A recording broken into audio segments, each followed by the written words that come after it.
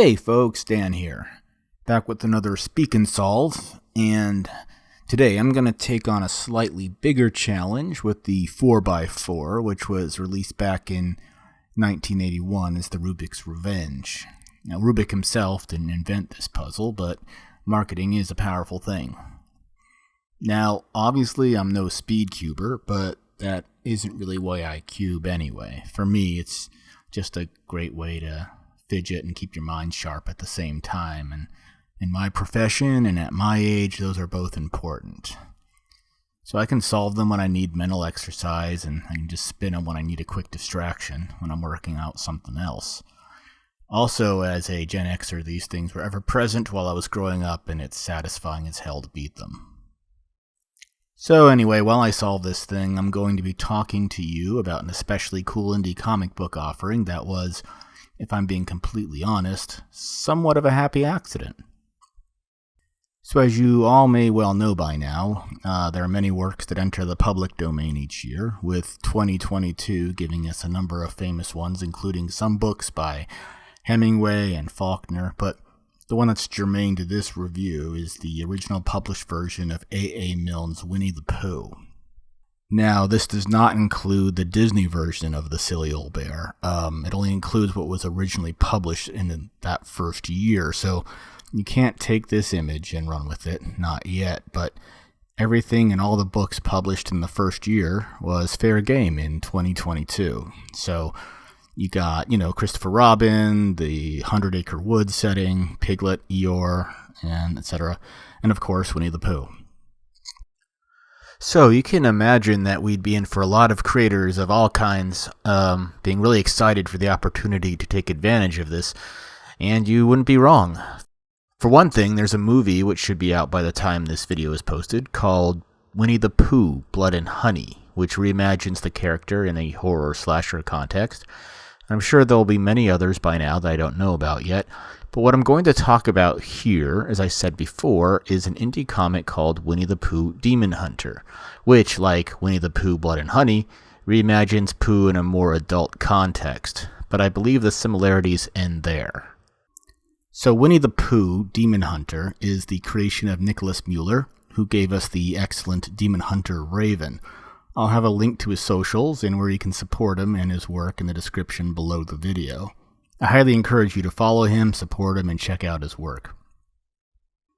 So, as far as I'm aware, Winnie the Pooh Demon Hunter started out as a gag post on Twitter. If memory serves, the post was in reference to Winnie the Pooh entering the public domain, and how cool would it be to see something like this? Whether the post was genuinely a joke or not, I don't know, but from there it ended up taking on a life of its own, and watching it happen in real time was a real treat, if I'm honest. It was almost as if Nick was struggling to keep this idea from hijacking his life. Whatever the case there was, I'm grateful for that because Nick is a skilled artist and storyteller.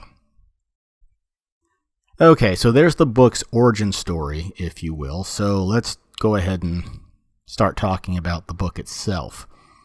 Now, Nick very clearly is not messing around with this one, despite the humorous origins of this story. I mean, yes, the premise is obviously silly, and it's easy enough to just take a glance at it and say, oh, Winnie the Pooh with violence, I get it, and move on. But if you did that, you'd be missing out. I mean, just holding the book in your hand is enough to prove that Nick is going all in with this one. The first volume of Winnie the Pooh Demon Hunter is pretty hefty. In fact, it's big enough to be perfect bound, and it's got 2 chapters of main story and a bonus side/backstory, if you will, after that. There is a serious amount of effort being made here to sell this concept, and there's no better place to start than with the book's cover itself. Now, that's awfully convenient for me since, like usual, when I talk about a comic, I like to start with the comic's cover. This cover, the artwork was done by Nick, and he also did all the interior artwork, so that's one box ticked, which is that I love to see the stylistic consistency between the interiors and the exterior.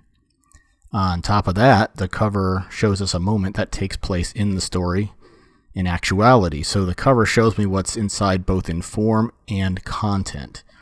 This isn't just a random image. As you'll see later, this actually takes place in a particular scene inside this book. So when a cover does all of that, it has stylistic consistency and shows me something that's actually going to happen. And on top of that, it's fun to look at as well. The cover is an absolute winner, and this cover is definitely that. So let's pop open the book and have a look inside. So the first interior page has an illustration from the original story. It's not overblown. It's just a small little panel of Christopher Robin and Winnie the Pooh from the original books. And it's nice to see that show of respect to Milne's body of work. What this tells me is that Nick is definitely out to tell a brand new story, but we will also have some reverence for the work that it came from. And that's really good, sincere, artistic integrity, and I love it. So before I move on to the story itself, there's going to be some spoilers in this review, because it's hard to explain why the book is so much fun without describing it. So I'll try to keep the spoilers as firmly as possible in the mild category, but we'll just have to see what happens. Let's go. So what we get once the book opens is some clever world building for this new iteration of the 100-Acre Wood, which is the setting, of course, which in this world is a realm split into 4 kingdoms. It's a realm torn by war, which naturally gives rise to heroes, and that leads us to our 2 main characters, Christopher Robin and Winnie the Pooh, who are lifelong friends who grow up to become 2 of those heroes. That is all the setup we need, and Nick doesn't waste any time with anything else. We see them being young and mischievous, stealing honey, being chased by a farmer, all that sort of thing, and there's great camaraderie there, which leads beautifully into the story proper. We get a time skip, and then we have our cold open. So in that cold open, Christopher Robin and Winnie the Pooh are all grown up, and the way this is executed is just brilliant. Without wasting any panels, we get everything we need to know about the story in the present day while the action is taking place, during the action. We see that both Christopher Robin and Winnie the Pooh are heavily armed and a force to be reckoned with. We join them right after someone gave them trouble and paid the price by being knocked through the wall by Winnie the Pooh, who is wielding a big badass chainsaw. And so Christopher Robin repeats himself, giving us all the information we need. So you see what I'm talking about here, about delivering everything through the action? Without slowing down, we see that Winnie the Pooh and Christopher Robin, all grown up, are badasses. They're bounty hunters. They're looking for a missing hunter who, of course, is Piglet, and someone here has the information they need to help find him. It's brisk, it's concise, and most importantly, it is fun as hell. So after we get all that information, Nick fires off the main action set piece of this first volume of Winnie the Pooh Demon Hunter, and it's a perfect ramp-up.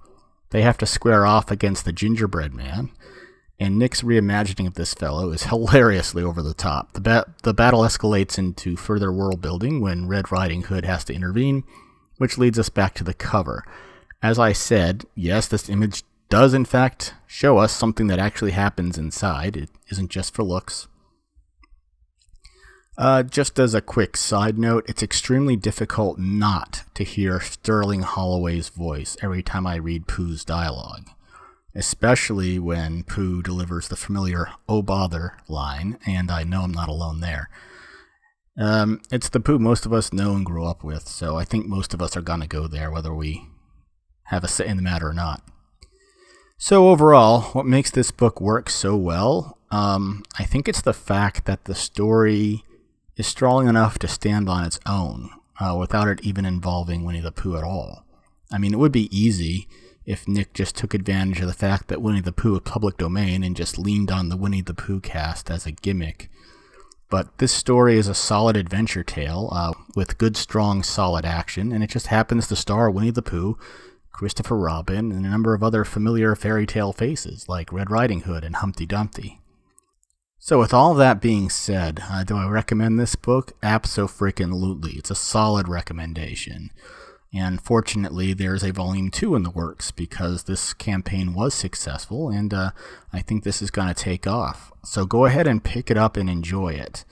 Again, I'll have links to Nick's socials down below and where you can pick up this book and his other work. And I heavily encourage you to follow him, support him, back him, buy his books, and make sure that we get more work from him.